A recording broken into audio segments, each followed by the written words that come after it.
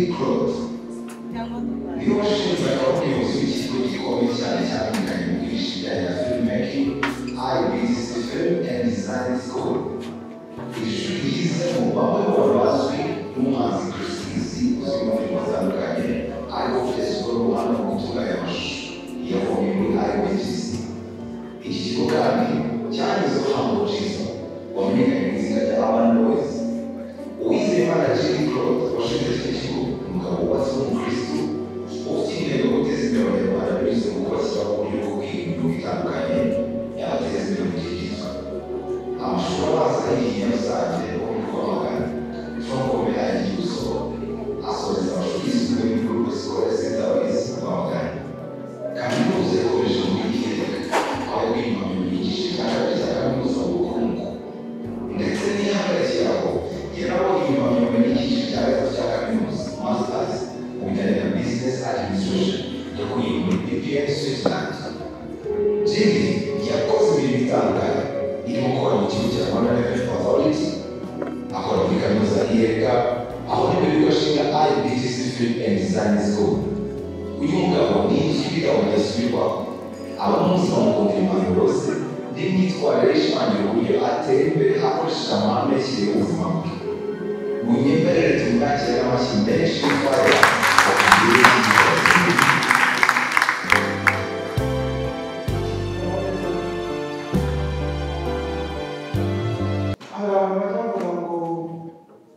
ndavuga iki n'abangirijwe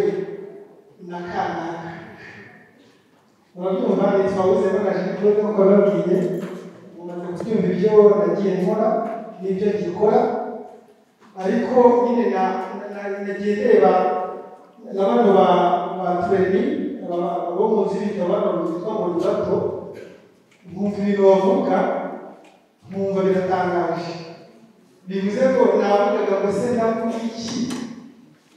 nyuma y'uko naciwe imbere n'abandi bantu bameze gutya. Icyiza gihari njyewe naje nateguye ibyanjye kandi nabwiye ndashima imbere y'uko ntemeranya n'ino topic ariko ndirinda kubivugaho ndavuga ibyanjye nyuma nitwemeranya nyine urumva n'ubundi kera babiri byitwa teresheni kugira ngo abantu babiri hari ababaga babyemera hari n'abaga batabyemera. Rero naje kugenda garuka gato kugarushamo hagati naje mfite uruhare ruri kategorike ariko nje kureba ibyo bagiye bavuga abandi ngarukamo gatoya njyamo hagati ariko nkavuga ngo ubundi ndabivuga ko biteguye kugira ngo urumva yumve iki. Rero ikintu gihari iyo umuntu afite radiyo wenda uyifite urimo gutangira ushakisha igihugu hari ahantu ugera ugatumina ukumva urafatishije. Kuri abantu bafite imitekerereze imwe bakora ibintu bidasanzwe mu isi baramenyana kandi ku buryo bukomeye ku buryo ushobora kubona umuntu ari kure warize kunyumva hano niba kuvuga ugashaka kuza gusa kugira ngo ukoreho undi utiga gusuhuje nta kiba kibiteye izo mbaraga zituma ushaka kugira ngo uzukoreho cyangwa usuhuze ni frequency. Rero abantu bafite imitekerereze imwe abantu bahindura isi ni abantu bamwe bagomba rwego rwo gufata ijambo mbere yo kuba perezida ni umuco usanzwe ariko ufite amategeko ye n'amabwiriza ye n'ibindi bintu ariko ushobora gusanga bari n'umuntu wo muri Nigeria akaba ari n'umuntu wo mu Rwanda wenda bakarushanwa ibihugu binini cyangwa wenda minere nyinshi cyangwa abaganije nabo ugasanga ariko baba presque ari bamwe icyo bita akazi kwenda kungana. Rero ubwo n'ubundi impamvu nagarutse gato nkajyamo hagati ni uko rero nafashe bane cyane muri ekonomike nshaka ko abantu bahinduka bose bagatera imbere cyangwa bagakira ariko naje kumva ikigero cyo kurwara kuva kirevorote bakagikoraho ikigero cyo kutabyara genda gato gake ndajyamo hagati ariko n'ibintu biza kuvuga byari binateguye. Ubundi kigira ikigeragezo nko mu Cyongereza babyita ngo challenges ariko ikintu kiba challenges cyangwa kikaba ikigeragezo ari uko nyine kiri hejuru y'ubushobozi bwawe kuko niba wenda tuvuge nko kujya wenda gusura umwana ku ishuri bisaba iki ukabira ikiwamara iminsi 10 bishaka bikajya kugera ku munsi wo kujya ku musoro wayibonye ntabwo cyashyikigeregezo rero iki kigerageza ari ikintu kikurusha ubushobozi urumva rero mu bize ekonomi cyangwa ufite byinshi bigenda bihindura mu isi bikoresheje nenda no kureba ekonomi cyane ariko nyine ndagiye uka kubera nyine cyane tuzaba abantu usangije zazanya hagati yo mu cyane none ikintu cy'akarange ubwo nyine nabo bavuga rusome amagambo korara mu cyita karange numva byavyo biva ku nteruro bita kurandana cyangwa gukuruka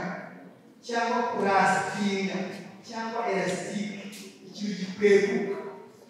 birumvikana ibigeragezo rero si karange ariko ibigeragezo bishobora kuba karange niba tutari gukora ibintu runaka niyo kwabwira urugero abantu benshi bo ku isi cyangwa indi frequency ntawe ubwirije undi bose bagira umuco wo kubyuka kare nibaze nk'icyo kintu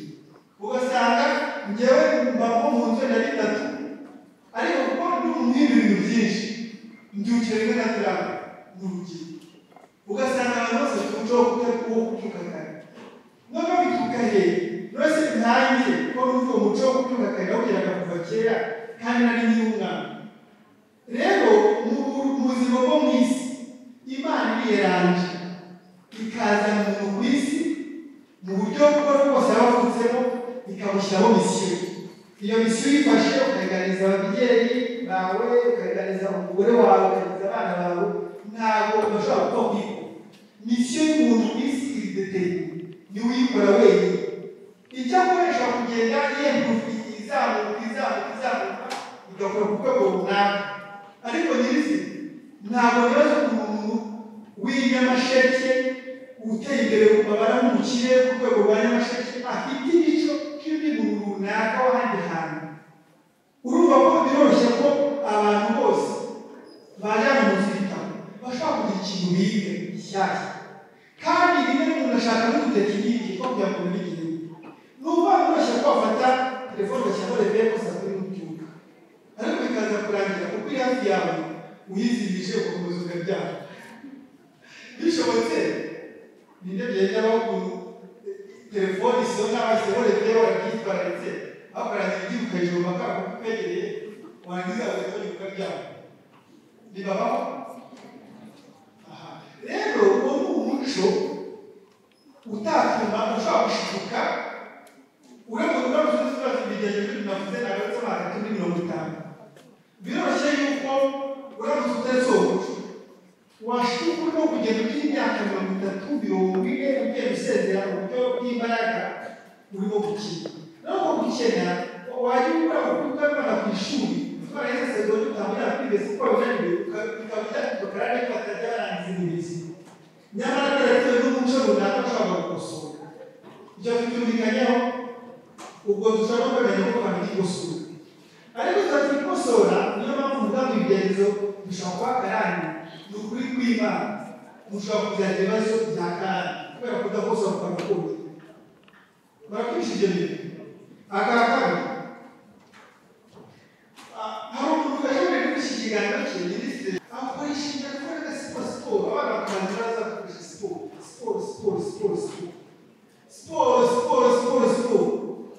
siporo ni umuco usanzwe ariko n'abatunga ibinyabiziga bakora ko iyo wakije ikinyabiziga nka moto cyangwa imodoka cyangwa indege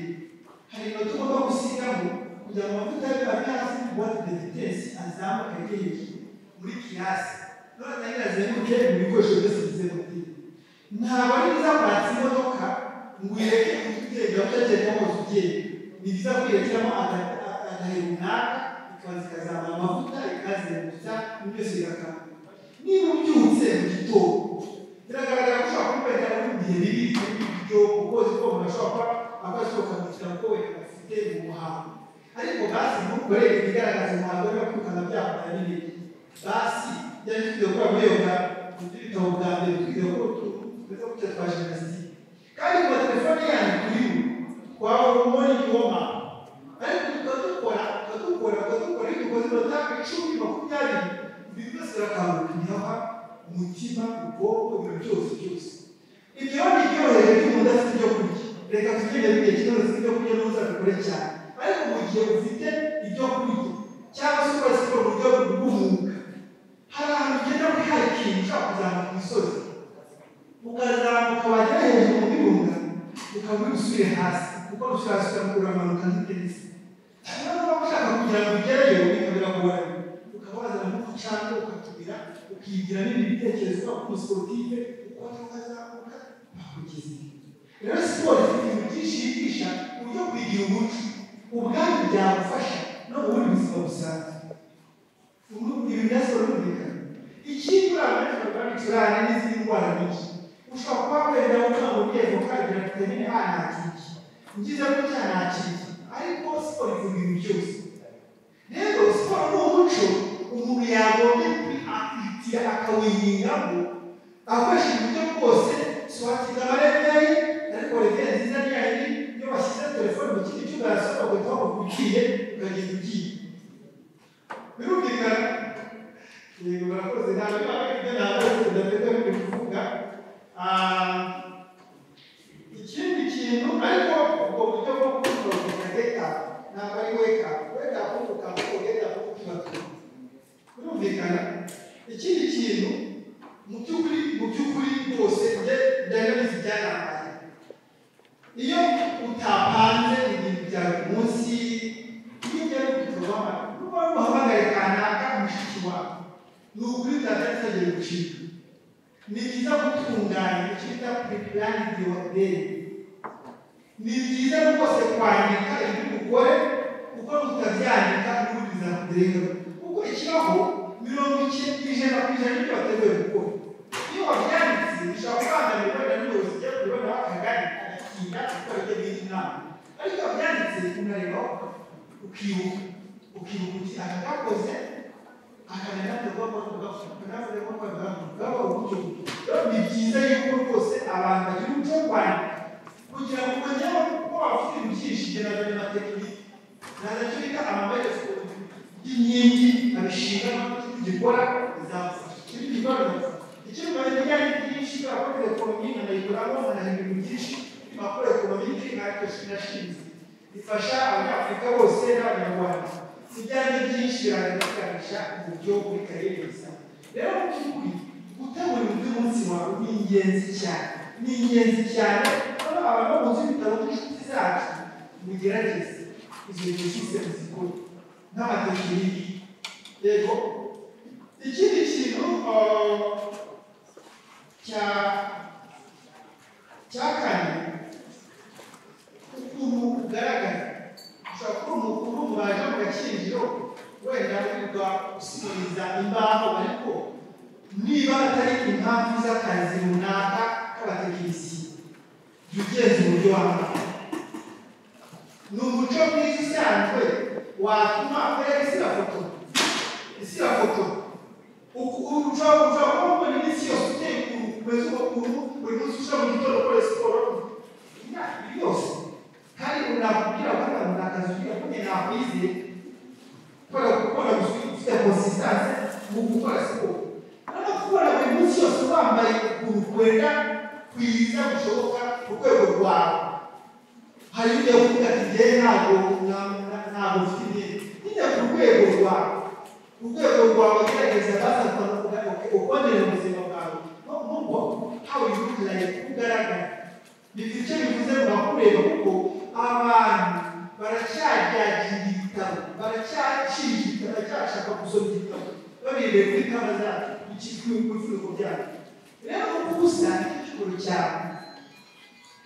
n'igiciro cyawe rwose bibaye byiza atari impamvu runaka, kandi deja ari umuntu uze kubwira bari bafakaza ahantu azinduka mu gatsatanya kudodesha imyenda kugira ngo baze kuba bamwizeye n'uyo myenda batekinisi n'ifite igisobanuro muri tekinike yawe. Ugomba kugeza ukuntu wambara cyane iyo witaye kuri kariyeri yose ushaka gukoresha. Ikindi ndakivuga gake kugira ngo hatagira abantu babyumva nabi, kurya neza kandi ukarya mu gitondo bishoboka. Nabonye abagabo bakunda kurya mu gitondo kubera yuko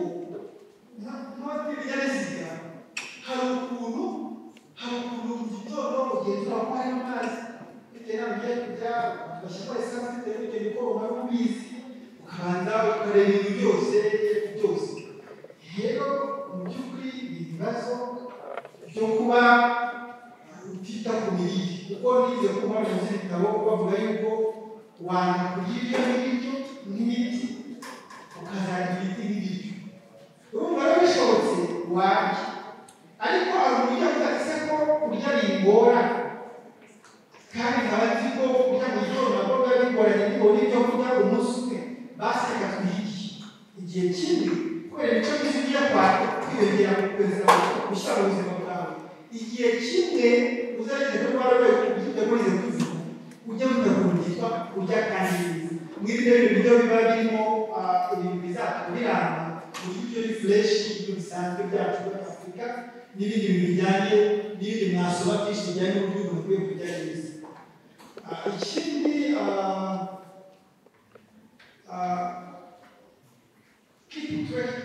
ukuntu ugomba kugira intego narayize neza ikintu cyitwa intego gisaba uburyo bwinshi ku buryo kuvuza intego intego ariko intego ubundi abantu bavuga ati tukajya bagikita intego ariko bakakigira batazi ko ariko wenda sinzi ko bakita ariko ubundi ino nzu yose iyi yose uko mubibona iyi ni viziyo kera senti famiye imeze yaragize sale hasi ya podium ikagira ahantu bicara ku cyanya y'ubanga muri ikagira na ziriya ziri hejuru n'amasare gutya n'ikirere bifite nk'iteke ariko umunsi bagagira inkingi bari bamaze abajeniyeri uburyo isima bazashyiramo ubwoko bwa kayumbu bazashyiramo niba ari za sonative cyangwa niba ari zo basitirwa ibintu byose kugira ngo iyo bagagira inkingi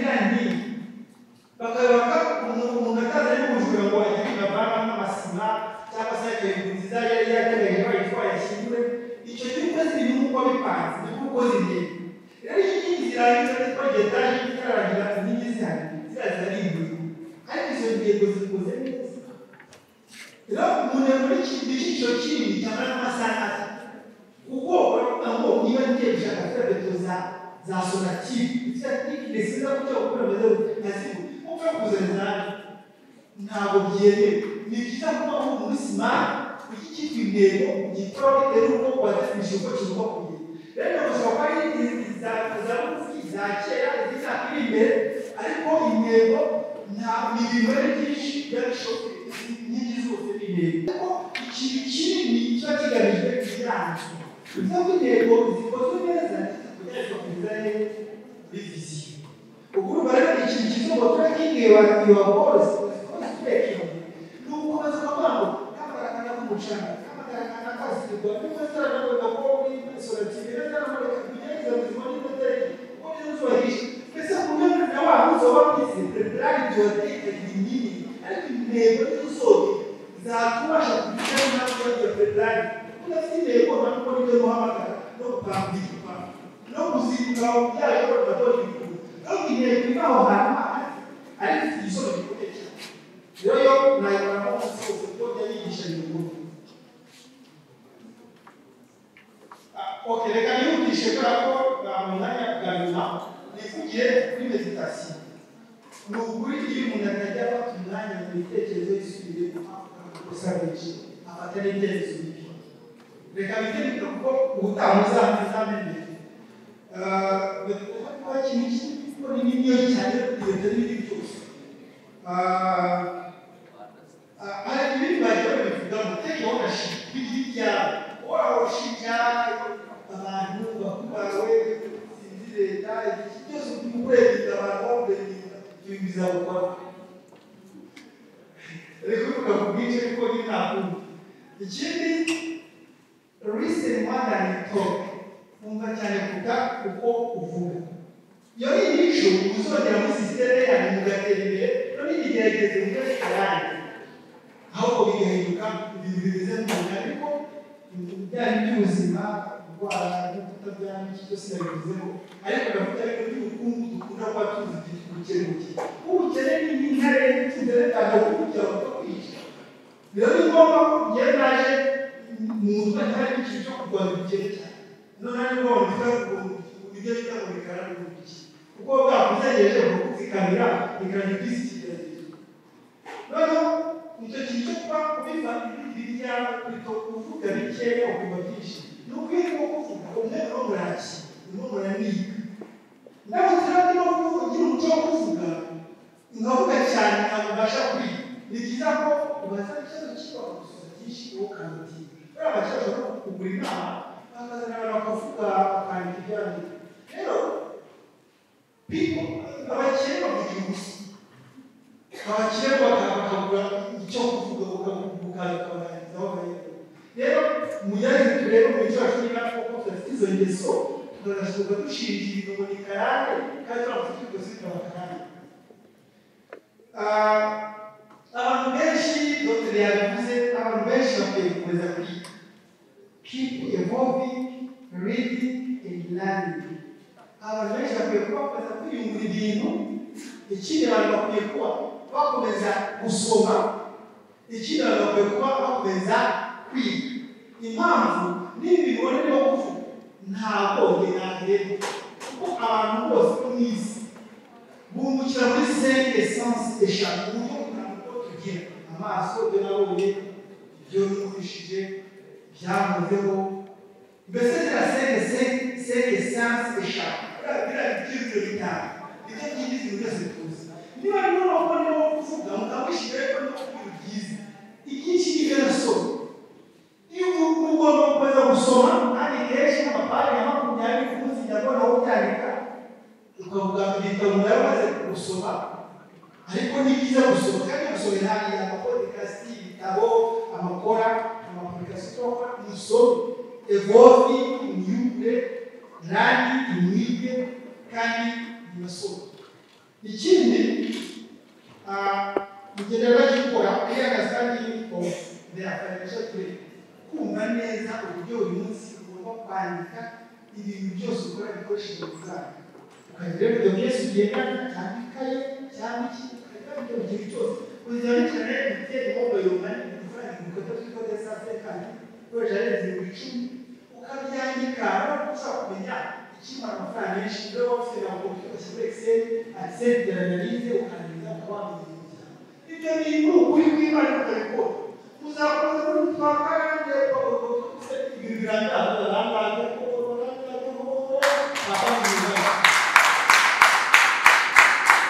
ni inama tuko ikindi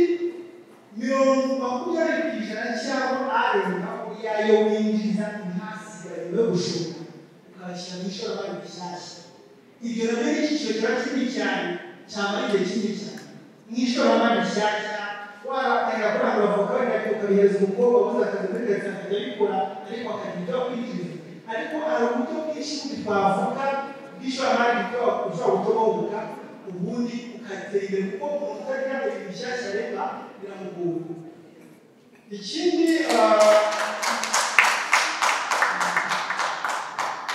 ikindi mu by'ukuri rwose abantu tuziranye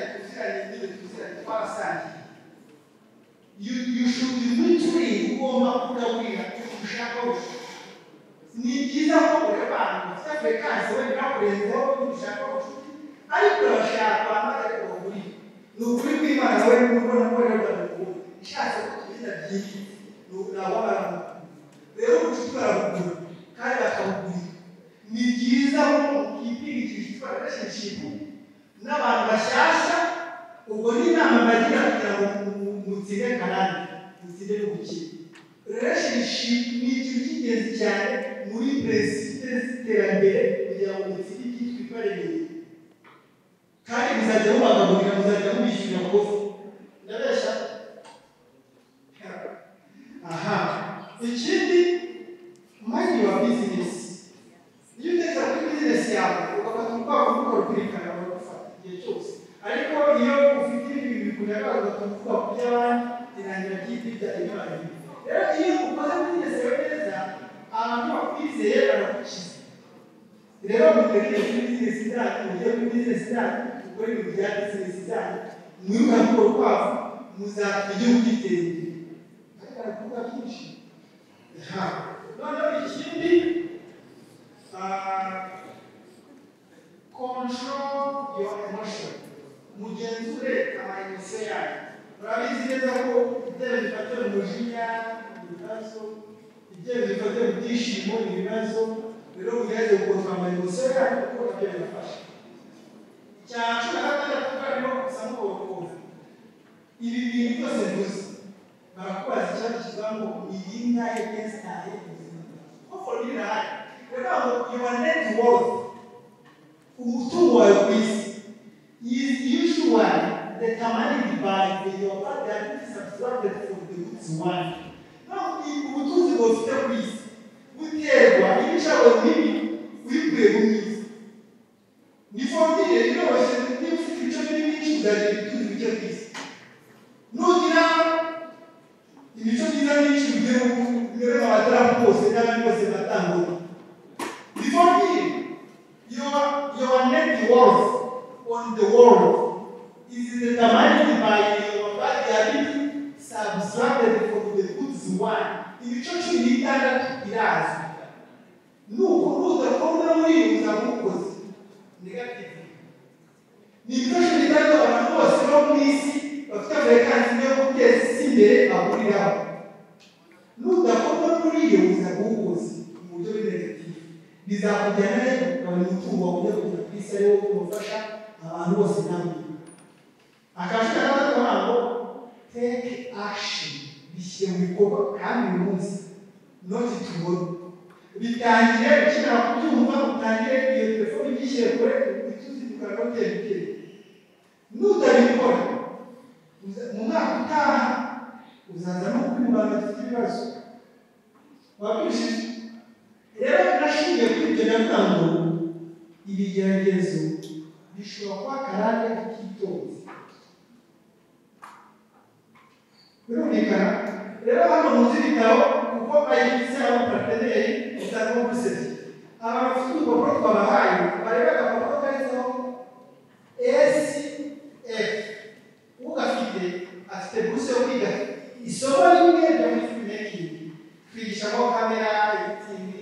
after effects, Premiere Pro, Scriptwriting, ibintu byinshi kandi byinshi biri online. Ushobora kuza kwiga hano iwacu cyangwa se ukigira online. Ikarizaho akandi gatabo gashe gateyemo SM. Bashobora ufite buruse yo kuba ashobora kwiga gukanika moto akoresheje telefone. Twafashe moto twitwaje gusa. Turi gukora umuzi gukanika moto kutabandi. Turangije dufata abantu baramukikiza. Bamaze ibibazo byose turabisitanga tujya kwiga moto twerangiza n'aba video n'amajwi. Tushaka kuri platform yacu yo n'aho yitwa IBC akarongo e-learning. Abantu bose bo kwiga moto bakigira online bakiga ya video yose mu Kinyarwanda bose byinshi aho bakoze babaje bari kurana no nyuma tukora n'amagaraje ari mu karere kabo tukavugana nabo tukabona nabo tukajya bakorera kwezi kumwe no kwezi kumwacu tukamukanisha ukibana mu gihe. Rero mufite abapapa yavuga ni ugiye kuse kubera ko twafite muri Imana y'umugisha.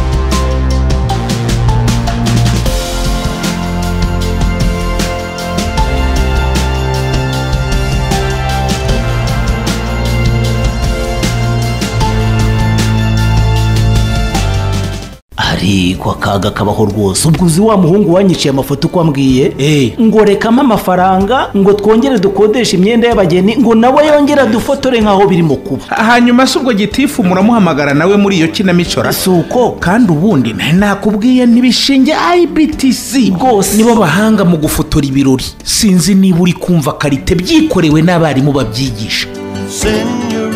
IBTC uyu ni wa mwarimu usobanutse ku mashusho bigashimangirwa n'abo yareze bahagaze neza ku isoko ry'umurimo.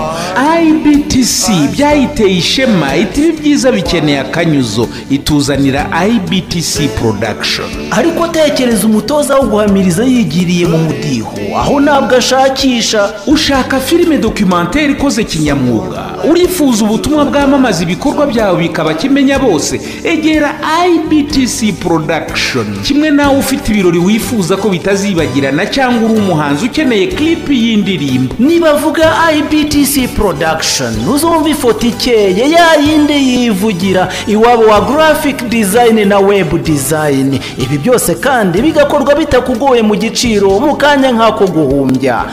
IBTC production ni Kigali kwa Rubangura muri etage ya 4 mu muryango wa 406. Wanahamagara kuri 0788558094.